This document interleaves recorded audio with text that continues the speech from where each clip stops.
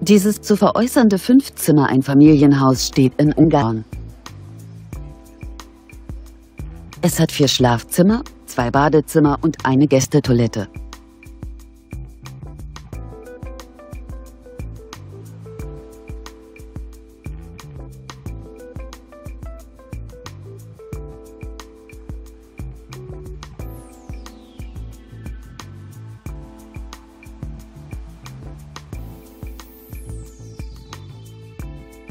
Auf einer Grundstücksfläche von ca. 1800 Quadratmetern weist das Gebäude eine Wohnfläche von ca. 260 Quadratmetern auf.